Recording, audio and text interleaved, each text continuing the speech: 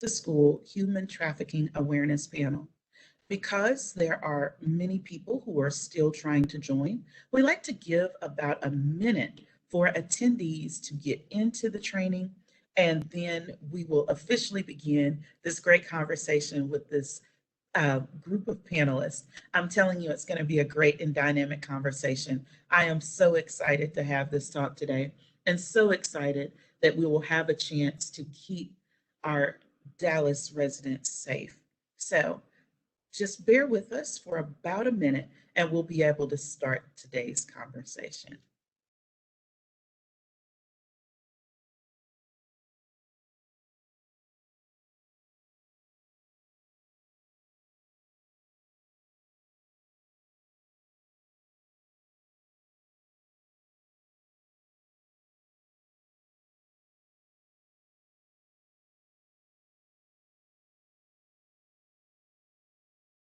All right, we've waited about 35, 45 seconds.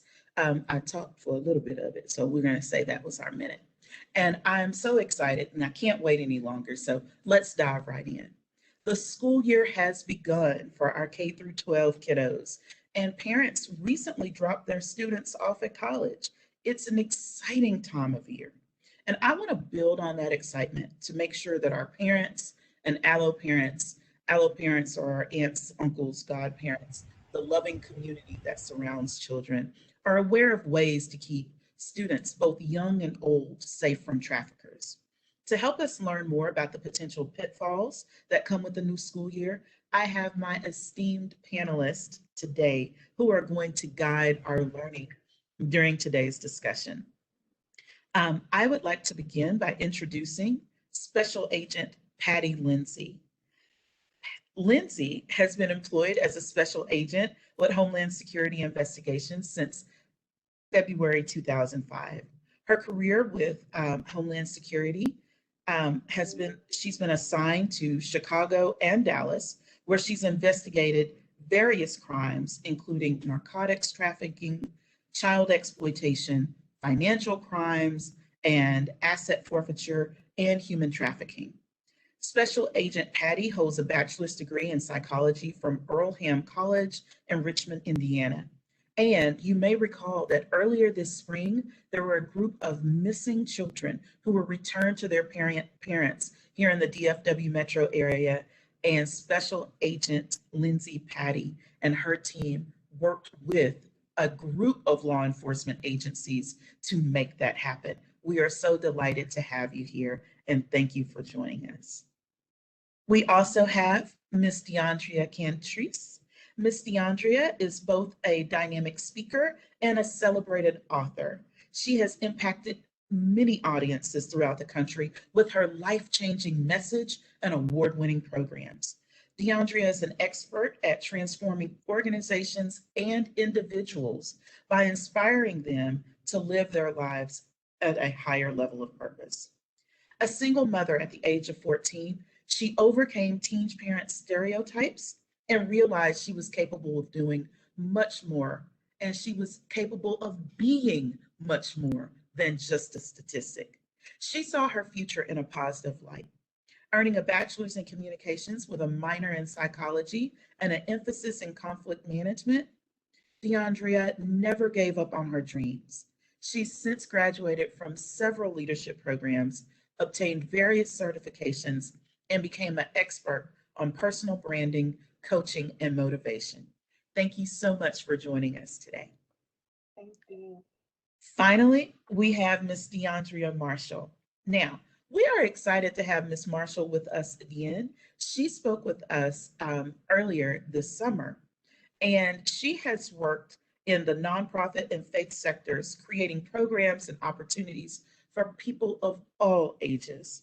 Most recently, she was an achievement coach working with parents and their children in settling and reaching personal, professional, and educational goals. She's also consulted with the National Center for Civil and Human Rights, the Women and Girls Collaborative, planning and executing programs for women and girls focused on the United Nations Sustainable Development Goal number 5, achieving gender equity. We all know that equal pay day was what? Yesterday. So we got some work to do still. She currently serves as the Director of Training and Programming for the International Human Trafficking Institute. Deandrea received her BA in English from Austin College down in Sherman, Texas, and she is also a graduate of the Interdenominational Theological Center in Atlanta, Georgia, and is a recent graduate of the Islamic Speakers Bureau Leadership Institute. You see, we have a wonderful group assembled, and I cannot wait to get into this discussion. So let's get started. I may be dating myself here. We're not going to talk about it if I am, but as a child, I was taught the term stranger danger. We were told to look out for white vans and people offering puppies or free candy. Is that what's still being taught today? And how do we modernize conversations around the dangers of human trafficking and child abductions? Opening it up to the panel for response. Good morning, and it's great to join you all from Atlanta, Georgia. Well, the suburbs anyway. But thank you once again for having us all here. I'm excited to be back with the city of Dallas again. Much appreciation to all who was responsible for me being in this space. Listen, let's not talk about dating ourselves, but surely things have moved to another space and another place in regards to predators and traffickers and how they are contacting our children. The stranger danger thing worked years ago. But now we have to have a different conversation with our children, our youth, our college students, and even adults, because we know that human trafficking does not lend itself just to our children, but to adults as well. But where our kids are concerned, the platform has changed because life has changed. So we talk about the computer systems and anything technological that our kids can get their hands on. That's where our predators and our traffickers are. So it is no longer stranger danger and white vans. It's be aware, be alert everywhere, in person and online. Are there others who wanted to talk about my white van? I agree. The white man was what I was told to be afraid of too. So you're not dating yourself. But I would say that the look of stranger danger has changed. No longer is it a stranger. A lot of times it's someone we know, someone we're familiar with, someone we've seen in the neighborhood. And it's unfortunate that we can't just give one symbol. We knew the white van, but now it could be anything from that cool guy on the bus, or your friend that you met at school, or some guy who's nice to you, or an uncle who is just interested in these girls. So the unfortunate part about trafficking, the way that it has changed today, is it's rapidly growing and Mm. morphing every single day. So we have to consistently be aware of not only our surroundings, but the techniques of these traffickers, because they're becoming more and more sophisticated in online and in person. Mm, mhm, mhm. So, because they're becoming more sophisticated online and in person, what are some of the top places that traffickers find their victims? Like, I would think school or malls, or, you just mentioned neighborhoods. And a big area of concern is social media, which you all have alluded to in your discussion so far. Can we talk for a minute about the ways that traffickers are using social media to recruit, and some of the dark places, and the dark sides of the internet or social media, and if their tactics are different in person versus online? Well, I think that from what we see with a lot of the cases that we work here, Traffickers do recruit most of their victims through social media platforms such as Instagram or Facebook.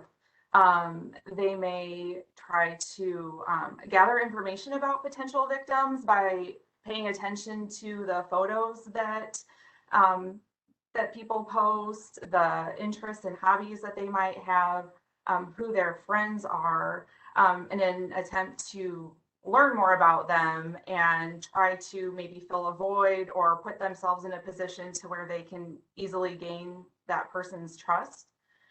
They may also use dating applications and be, leading someone to believe they might be engaging in a romantic relationship when that's not actually their intention.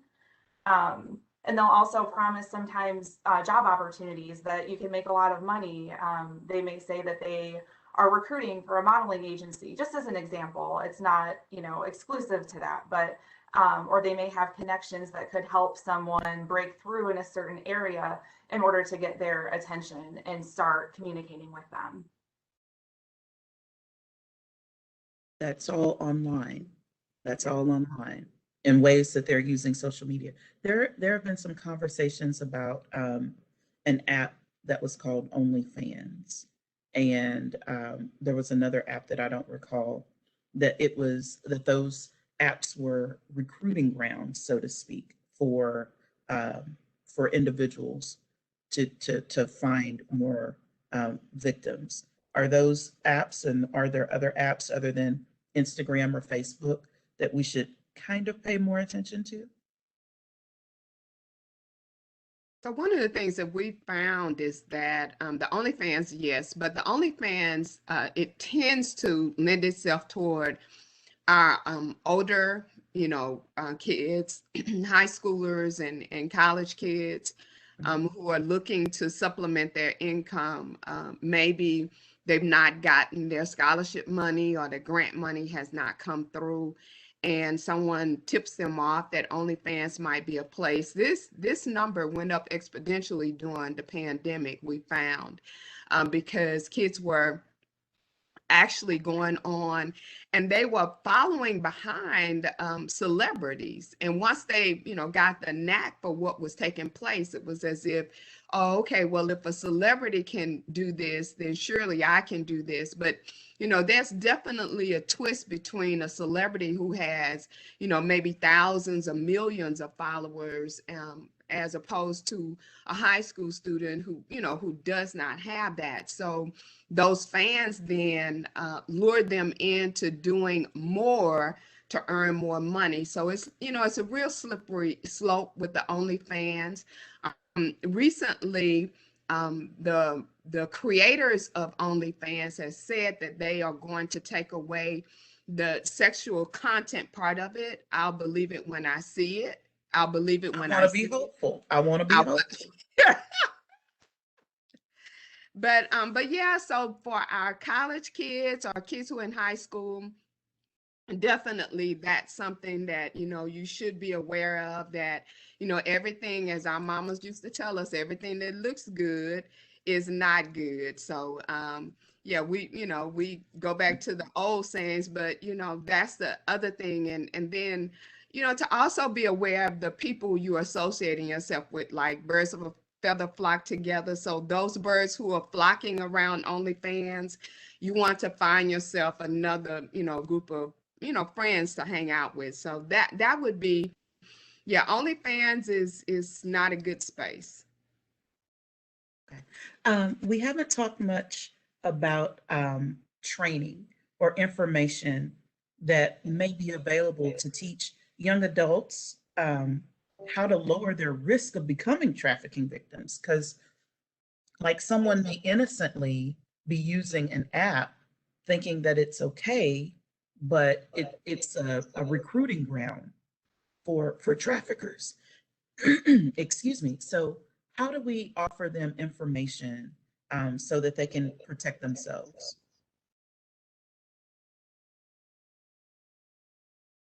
Well, Well, over at HSI, we're actually the lead investigative agency for the North Texas Trafficking Task Force. We're dedicated to investigating crimes involving human trafficking. we work with a lot of state and local partners in, trying to combat trafficking as a whole. But as part of our approach, we also engage in outreaches with, similar to like what we're doing right now, but we also provide formal training to other federal, state, local partners. And we also give presentations at schools. We can give them to teachers, students, coaches, churches, community members.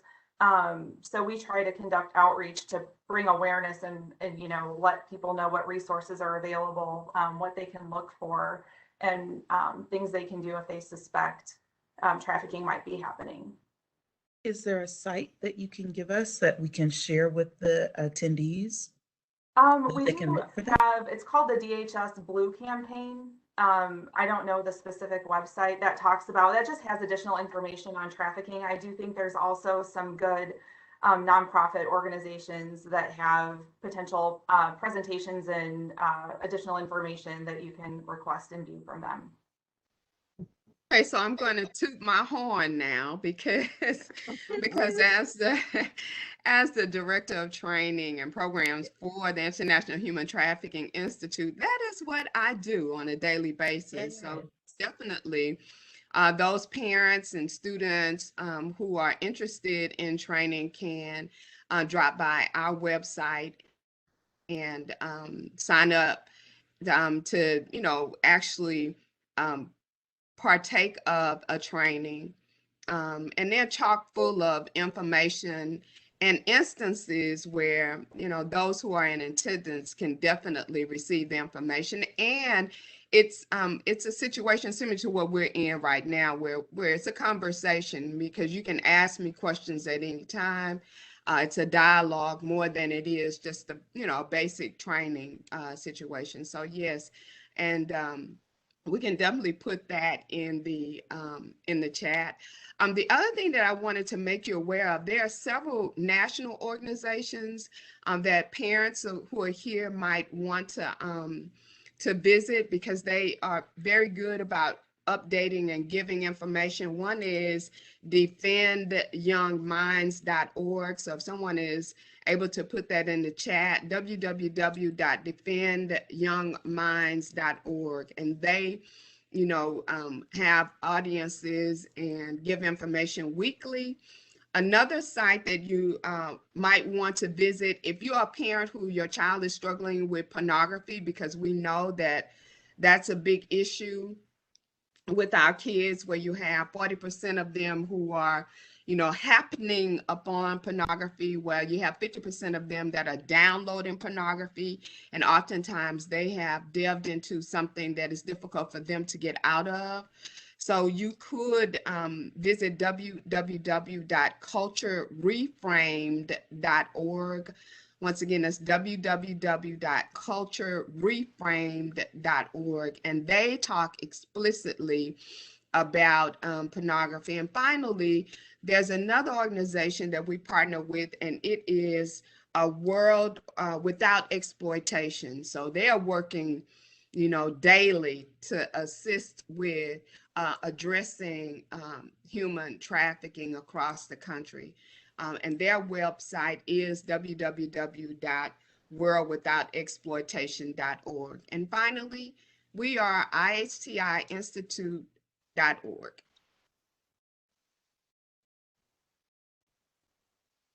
IS IHTINST. Okay, so the word institute behind that .org. So hopefully you guys have received that information. Those of you who are joining us today, definitely the more knowledge that we have, the better equipped we are to address this as a community. Yes. Can we talk about and figure out what would be most appropriate kind of by age, elementary students, middle school, high school students, college students?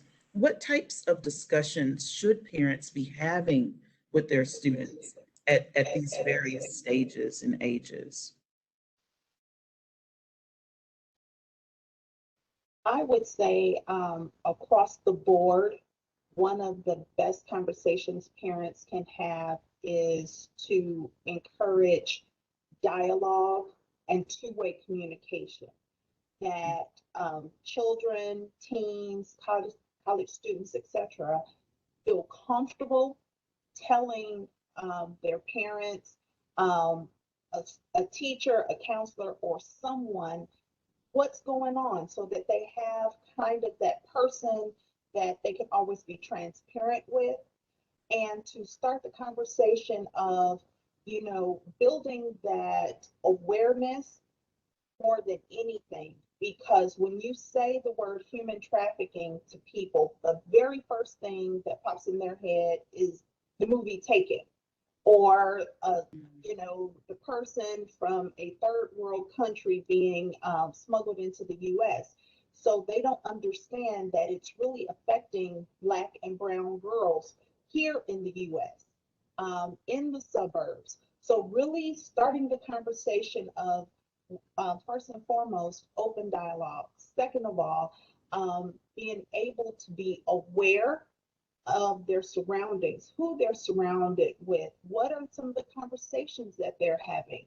Um, that and I We always want to start when they're teenagers, but sometimes it's too late. We have to start those conversations as early as possible, telling especially our girls, instilling them that high self-esteem, that confidence, because these traffickers, that's one of the first things that they come in at, trying to give them something that they don't feel, making them feel like, oh, I can give you something you don't already have. Well, if these girls are confident in who they are and what they can become, it makes it a lot harder for them to start with these mind tricks.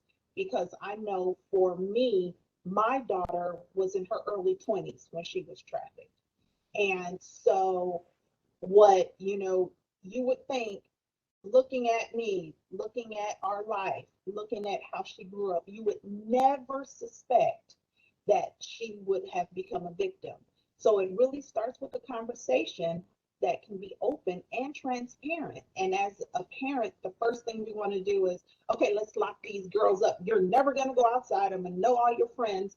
And then when that predator does show up, they don't know how to arm themselves at all. And I will say that that was probably what I was guilty of. I made sure we lived on the right side of the tracks, and oh yeah, she studied abroad, and all of the things that traditionally you would think a child would need.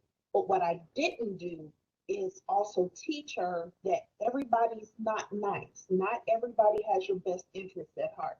Not every man you meet that says you're beautiful and buys you something has good intentions. That's right. That's right. I wanted to just kind of piggyback on what Deandrea said regarding well, really, I just want to make sure that any parent who is a parent of a son, um, you also lean into the fact that it's not just girls who are manipulated and lured into trafficking, on both sides, on sex and labor. There are boys who are trafficked as well. It just shows up differently with boys, and it's underreported because we know that boys don't tend to want to talk. They want to talk less than girls. So I just want parents to not, think that this only happens to girls. It does not. Um, there are boys um, who are coming forth now and stating that they indeed were victims of trafficking, and I definitely applaud all kids who report, but I want to let parents know that that boys are a part of this as well. Thank you. Thank you for sharing that. And I want to make sure that we pay attention to this happens to all types of children. It's not something that's limited to one socioeconomic group. It's Right. not limited to one race. It's not limited to one sex. Um, and it's not. necessarily related to one's sexual identity or gender identity. One of the things that we know for certain is that there's an uptick in the number of trafficking victims who are a part of the LGBT community, either because their families may have put them out and they need a way to survive, and or they too become victims because they're recruited through the apps or through friends or other people who don't have good intentions. And we assume that it's only teens, but it's not teens. It's it's a grooming process that people are sent through. And can you tell us some of the things that traffickers will do to get the students' attention, to groom them, or to bring them into this illegal business that is devastating families and destroying people's lives? I will say, for my daughter, her trafficker offered her physical security. She had been in a bad relationship and she told him all about it and how this guy was such a horrible man and this, that, and the other. He took that information and flipped it. And Mm, he even to the point was in a physical altercation with this guy. So then she felt, oh my gosh, you saved me. You're my savior. You're great. You're so on and so forth. And Mm. so that's how her grooming process began. But in a conversation I had with her one day, she was sharing with me that sometimes, and it just blew my mind, that a guy will meet a girl and, oh my God, you're beautiful. I want to take you out. But you know what? Let me start here and buy you something. So he takes this young girl to the mall and buys her all these nice things, spend, $2,000 on her, take her to a nice dinner. Oh yeah, let me wine and dine you all weekend long. And then Sunday, you owe me the $5,000 I spent on you. So to hear her talk about this, it blew my mind because her grooming process was longer.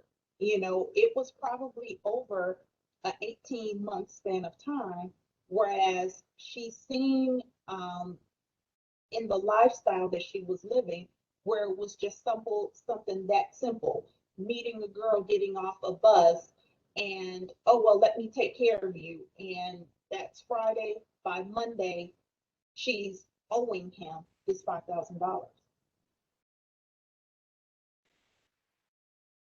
that shows that there are different tactics that are being used, and an 18-month grooming period is very different than a weekend. I'm sure the others of you have other stories that you can share if you don't mind. Well, I guess I'll jump in here and I'll give our, our other guests. Listen, I'm confused like you. I was trying to remember which is the last name, which is the first name, but I definitely want to just give an example that we use in one of our training modules about an 11-year-old in South Carolina who was groomed via a app, a game. He was on a game. He was on Snapchat. That's what he was on, not a game. He was on Snapchat. And he was groomed via Snapchat. And we're not really certain how long he was groomed. But y'all, I tell the story and it just amazes me that this kid stole his brother's car. He was 11. He stole his dad's laptop. How old did I say he was? 11. 11. He stole both of those things. He proceeded to drive 200 miles to meet a man that he met on Snapchat. Oh my So this word. is just to let you know that these predators who are online, because it's kind of a difference between the trafficker and the predator. That predator that is online grooming is leaning into what our kids' needs are, what their desires are. If they have an argument with their parent, what they may do as a result of that. Yes, you're right about the LGBTQ kids that, get put out and they have nowhere to go. But you have some kids who are right at home with you that if you're not scrolling through their phones at a certain age and looking and seeing who is contacting them, who is talking to them online, you open your kids up to different predators, engaging them. Now that story ends well, because this little kid had grace. He ran up on a police officer, praise God, at a place it was like a Dairy Queen. And the police officer was like, "Hey, what's going on?" He says, "Hey, mister, I'm lost. I lost my GPS signal. I'm trying to meet a man I met on Snapchat." How old did I say he was, y'all? 11 11. years old. But this is the thing that happens with, our kids and being groomed and lured. The police officer, of course, called his dad. His dad, came and got him. But that story could have ended totally different. Yeah. Totally different. So yes, on one extreme you have, older, kids who get lured and trafficked, but you have these younger kids who are at home on devices and their parents are working and just not in tune to what's going on. That predator is inside your house and you have no idea. So one of the things that I think you talked about, and I tell parents all the time, if you're paying a kid's cell phone bill, and normally we are, if you're paying that bill, then I suggest you have the right to scroll. Mhm. Just to piggyback on that a little bit, I think being aware of your kids' online footprint, their online activity, and I'm going to lump cell phones in there too, knowing who your friends are talking to, who their friends are. They should be friends with people that they actually know in real life. Because I think too, sometimes kids are very trusting and it's hard for them to consider that the person that they think is, a 10 or 12-year-old friend is maybe not who they claim to be, and maybe doesn't have good intentions. So I definitely agree that parents should be monitoring kids' activities, know what apps they're using. And kids are always trying to outsmart their parents anyway. So, I do think you need to stay on top of that. I mean, we did it. We just didn't have computers. We were, those of you who are of a certain age, you guys know we were trying to, get over on our parents. But the world in which we live in now is totally different. It really, really is. Yes. It is. It is. It is. You're right. We were lucky if we had a computer, and it was definitely the family computer. So it wasn't something that we were able to steal away to our room to be on for hours at a time. So things are very different. Once a child has been lost to a trafficker, or once the trafficker is controlling the child, what force or tactics do they typically use to keep um, the victims from leaving or from making a report? Um, what in our experience here, traffickers will use physical violence or threats of physical violence, not only against their trafficking victim, but against their victims' families. We know where your family lives, and if you leave, we'll go harm your family.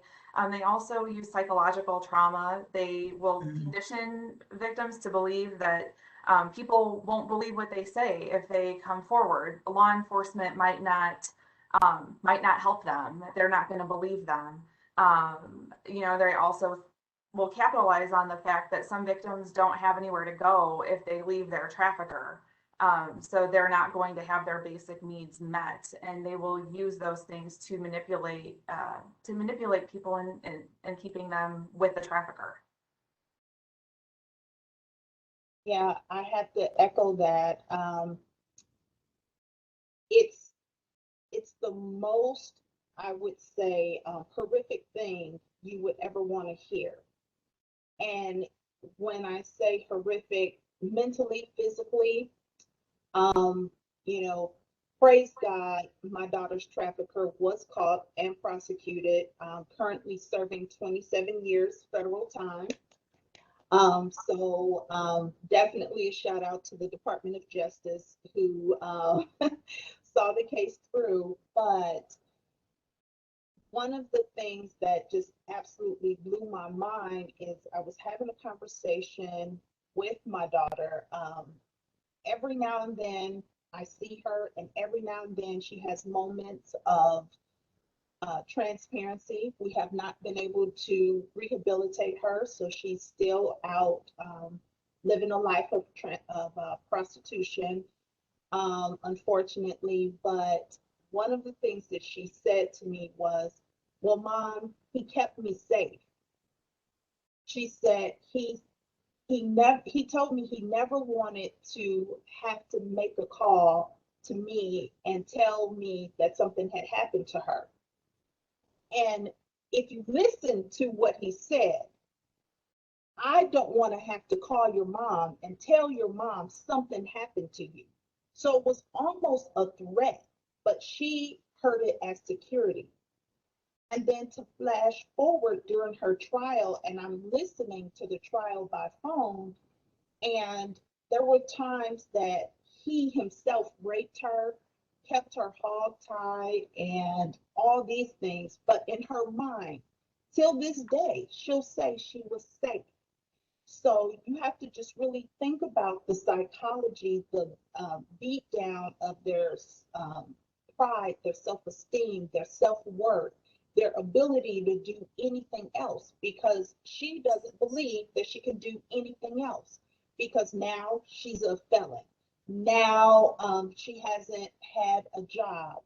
She definitely needs occupational rehabilitation and so on and so forth. So we haven't been able to get her the resources that she needs to be rehabilitated, because it's going to take everything from physical, mental, emotional, financial, whole 9 yards. Because at this point, she's probably, um, he was convicted in 2019. So we've still, since 2019, have been trying to get her rehabilitated.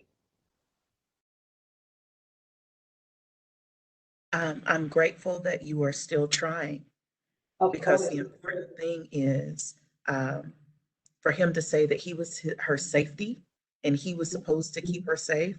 The truth of the matter is that you, as a family member, are doing all you can to truly keep her safe and to let her know that she is still loved and that she has a place not only in your heart, but in your home so that she can rebuild her life and have an opportunity to live the beautiful life that she was designed to live. Yeah, and it's even if I wanted to, I couldn't turn my back on her, not only because she's my child, but as a result, they had a child that I have custody of. So I've had her daughter since she was 6 months old, and she's now almost 5. So it's the most horrible place for me that I live every day as a parent, because I'm caught between my daughter and my granddaughter. I have to do what's best for my granddaughter because she doesn't have a voice. And unfortunately, that means that my daughter can't have her. Yeah. So to my daughter, I'm the worst person in the world, because I took her baby, even though she abandoned the child with me and has been living this lifestyle, but she still thinks I'm the mean one. And this guy is the only person that was there for her. Wow. And in some ways, she may feel you took him away from her too, Mm-hmm. because you um, worked with the Justice Department to pursue that case to ensure that he did receive the time for the crime he committed. Mm-hmm. And Right? yes, you are 100% right. Because I did write a victim impact statement on behalf of the baby, because she was, as a result of what was going on while my daughter was pregnant, the baby was born with a birth defect. She is thriving. Her health is doing great, but in 3 years, she's had almost 200 doctor's visits. Mm. And, so she sees this team of specialists. And I'm like, you do know that that's 200 times I had to not go to work in order to get the baby to the doctor. But she still feels that not only was I wrong, but she was wrong for allowing his case to be prosecuted. Yeah. So let That me that's just, I just wanted to I have chills right now, but I just wanted to say thank you so much for your transparency in this forum, because a lot of times parents will not talk about it, but what they don't understand, it is therapeutic to talk about it. And you never know if there's someone on here today who is listening, who may be going down the same path that you've been down, or may go down the same path you've gone down. And it's just important to know that there's someone who's able to speak their truth. And we see your power, and we know that your grandbaby is in very good hands. And so I just wanted to say that in this space, uh, I mean, I'm just so proud of you. Let me just say that. I'm just so proud of you. Thank you. Thank you. it is powerful. And um, just as a beautiful note, traffickers aren't stronger than the love of a mother. Mm-mm. We gonna always have the love of our family, and we want to make sure that trafficking survivors understand that, because Right. our goal is Yeah. not to refer to them as victims, but to make them survivors, because we want them to come out on the other side. Right. So, do you mind if I ask what advice or counsel you have for parents or other loved ones, because it impacts more than just the parents of trafficking victims? How can they help their loved one? Um, how can we help them reclaim their child, or how can we help then that child restore their lives? When I find out, I'll let you know. It it's a daily struggle, and thank you both for your words of encouragement. And for the first 2 years, I didn't talk about it at all. And people have asked me, well, were you ashamed or what have you? Well, no, I was, given this baby that had health challenges. So I was in mode of, okay, I got to get this baby healthy. I have to get her through all these specialists. And it didn't even, and people would ask, oh, how do you end up with your grandbaby? Oh, well, her mother wasn't ready to be a mom yet, was my standard answer. Well, because I look a lot younger than what I am, they assumed my daughter was a teen mom. And I'm like, oh no, y'all don't, I have plenty of gray up here. So when I started talking about it, then it opened me up, and I didn't realize how much it was stressing me, how much it was bringing me down, because every day, I mean, like right now, I have no idea if my daughter's dead or alive. I have no idea what city state she's in, if she's healthy, if she's in jail. I have no idea. So to live that every single day is difficult. But one of the things that I have made sure I always tell her is that you can always come home. Mm. And that's what we do. Um, when we do get to see her, we make sure we love on her. We treat her just like we saw her yesterday. And unfortunately, you can't take baby for ice cream, but you can have all ice cream and play in the house. that you want. And I would give parents, I would say, listen, and as much as it hurts, you can't blame yourself.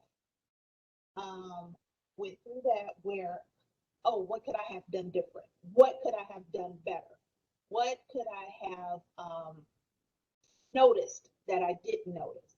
And then being a author and a speaker, and I'm seeing social media posts where people are like, oh my God, Deandrea, you've helped me. Oh my God, thank you. This is words.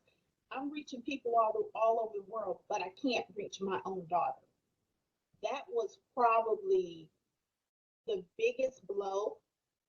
I haven't written anything since this process has began because it's so hard to try to motivate someone in the midst of your own hurt. But like I say, I speak to her without judgment. I welcome her with love. I make sure the baby knows who she is. The baby, unfortunately, or fortunately, knows me, Nana, but she'll tell people I have two mommies. I have mommy, and Nana's my mommy. I don't know where she got that from. She just told us that. But I would say definitely listen without judgment. Listen without being defensive. Listen, and get the support. Especially as Black and Brown women, we do not go get counseling. Our answer is everything is pray about it. Just pray about it. But what are we praying about? What are we praying for? And don't get it twisted. God has definitely got me through this. But I also needed to talk to my pastor and get some counseling. I also needed to go see the professional help. The victims advocate with Department of Justice. I still, till this day, talk to her. She'll still, hey, just checking on her, just checking on you guys. So it's essential that Yeah. you just listen from your heart. Mhm. Mm. Oh my gosh, that's beautiful.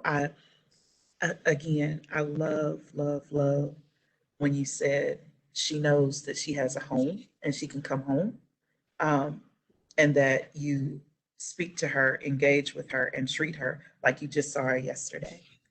I think that's important because there are so many barriers that um, survivors face. We don't want the family to also be a barrier. Mhm. And Right. so when I think about this, you mentioned that she has a record now because of what he got her into, and it's hard to get those records reversed and clean. And there are other things like the therapy, the counseling, the financial guidance, the occupational like rehabilitation, and those types of things that may be needed. Are there other types of supports or other needs that exist for these trafficking survivors, for them or for their families, to help them lead more normal lives? Well, here in Dallas, I'm a huge fan, supporter, partner of New Friends, New Life. I have to give them their shout out. They offer a myriad of services that helps these survivors. There are a lot of resources out there. Unfortunately, I will say there's minimal resources for our young ladies over the age of 21. Trying to find them a residential facility is second to none. Um, it's like it's so scarce to even find one that would even accept them at the age. And that's where I believe we're failing our survivors, is Mhm. because a lot of times the trafficking happens when they're teens, but then when they get out of it, they're in their 20s. And it's like, okay, now what? Um, so it's hard to say, okay, well, we've gotten you away from this trafficker, now live a normal life. How? Where? With what? So I think it's New Friends, New Life offers, like I say, everything from from those counseling services to different types of resources, whether it's food, hygiene, uh, computer classes, just a lot of things that will help our survivors get back on their feet. Yes, they were one of our partners on a panel back in January, and I'm very familiar with their work. And it is wonderful to have them here in our community. The needs are many, but we're working on them. Are there other things that the other panelists know of that may be needed in order to turn victims into survivors? It's kind of redundant, but you know, if survivors were trafficked as a juvenile and now they're adults, they may not have completed high school or received any other education, and so sometimes victim assistance specialists and other nonprofit organizations can help them, also obtain, education, whether it's completing their GED or maybe taking classes that can get them into a field that they're maybe interested in pursuing a career in.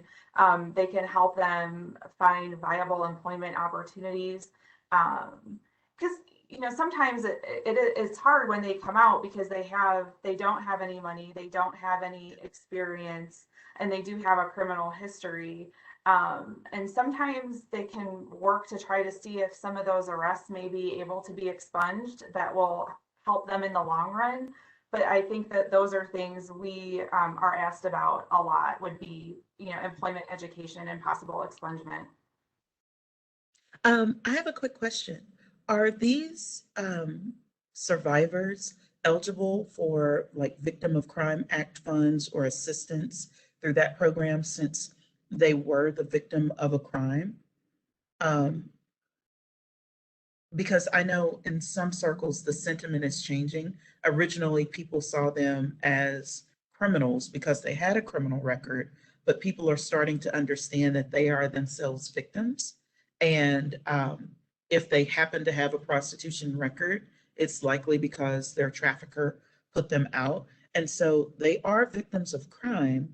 I'm just trying to see if that's an avenue for them or their families to explore in order to finance some of the counseling, the therapy, or the education that they'll need. Sure. I know in Texas, we have a victim assistance specialist that works for our agency that helps facilitate this for those that we've identified in our investigations. But I believe the Texas Attorney General's office does oversee a crime victims compensation fund in Texas. And so our victim assistance specialist will work to get the necessary paperwork together so that victims can be submitted for compensation from that fund. Excellent, excellent, excellent. That's good to know. That's good to know that people are not in it alone, because the needs are great for housing, for counseling, for occupational rehab or training, education, et cetera. And so it's good to know that there's the potential for funding to help support some of these things, because it could create a bit of a financial burden for the household or to the family that they return to, especially if they were from an environment where things were tight financially, which may have led them to leave or been at the back of their minds when they chose to stay with their trafficker. So I have enjoyed this so very much. I think we have time for one more question, and that is, if there are trafficking victims or parents of youth who have been trafficked, what parting words would you like to share with them, or are there other resources you'd like to share with them, so that we can make sure that they have what they need? And Ms. Marshall, I want to make sure I get the name of your organization correct and the website correct, because I did not get it in the chat quickly enough. And it is www.IHT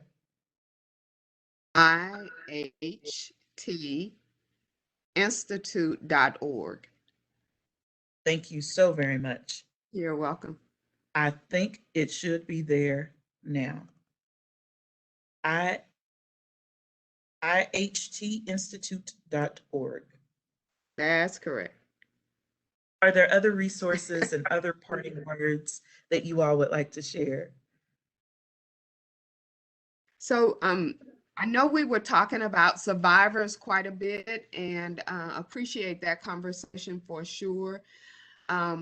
What I did want to maybe circle back to for the parents who are listening today who have children under the age of 15, if you are interested in having a conversation with your children, that age range that I'm talking about, like 9 to maybe 15, ICI has an age appropriate video that I can actually send you the link, and you can take some time, view it yourself.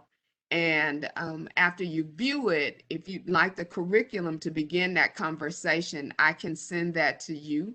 I think that would be very helpful. I believe also in starting early. We're talking to our children about safety and not so much human trafficking, but just being safe. And so I'd like to offer that to those viewers who are watching today as a way of talking to those children about age-appropriate conversation about being safe. Can you give me your email address so I can drop that in the chat, since that's the one that you requested? Sure, I mean, I right can. here, we own it. All right, it's dmarshall@ihtinstitute.org. So just have that in your tool belt for those of you who are interested. Are there other parting words? We thank you for that. And your email is now out there. Okay. Parting words that I would say for the children and potential victims, I would say trust yourself. Whether you call it mother wit, whether you call it discernment, whether you call it inner voice, trust yourself. And if it doesn't feel right, if it doesn't sound right, if you don't feel like you can tell your best friend about it, then it probably isn't right. So even though we live in a world where Instagram models are awesome and everyone wants to carry the designer handbag, if it sounds too good to be true, if Right. you're getting that ache in your chest and nervous in your stomach, it probably is not a good thing. So to parents, just be aware, love on your children, make sure there's a balance between being a helicopter mom and being the loving mom, because then you don't want the trafficker to be like, yeah, your mom's already always on your case, and then they use that to lure your child in. So those are the parting words that I would have for parents. Thank you. No, I agree with everything that you both have said. For most people, just to be aware in general, learn how to maybe recognize signs that may show that someone's, maybe just going through something, putting yourself in a position where you can be a trusted adult for kids who, they may need something, even if it's small, but just building that trust so that if something does come up with them, they might feel comfortable talking to you. And if you do suspect trafficking or anything else, contacting law enforcement to voice your concerns. That is true. That is true. Well, I am saddened by the fact that our time together is coming to a close. I promised y'all a great panel discussion, and I did not lie. I want to make sure that we give all credit and thanks to these wonderful women who have been here speaking today. Now, human trafficking is not just an issue for women, however, I see women who are willing to take the lead in this field and work with men and women to ensure that they are not victims and to prevent human trafficking. I want to thank Miss Deandrea Marshall. I want to thank Miss Deandrea Cantrice. I probably got y'all's names tangled up most of the day today. Forgive me if I did. I just realized I think I done called them the other one's name a couple of times. Forgive me. Forgive me. Forgive me. Ooh. And Miss Lindsay Patty, I called you Patty at one point and I caught it when I was doing it. Forgive me, y'all. Please forgive me. Lord, I'm gonna do better. I swear I'm gonna do better. I'm gonna get it together. But I do thank y'all so very, very much for your knowledge, for your wisdom, for your willingness to help, for your hearts of service. And I thank you because you are a valued resource. And we are so lucky to have you fighting on our side to get the bad guys and to protect our children. So it's back to school time, but we don't have to be afraid. We can know and we will trust that things are going to be all right. Thank you all again. Thank you. Thank you Thank all you. for the attendees. Thank you, Hawote, for working in the background, making sure that Absolutely. all the technical issues were taken care of. And I want everyone to have a fabulous Friday and a wonderful weekend. Thank you. Bye Bye, bye. y'all.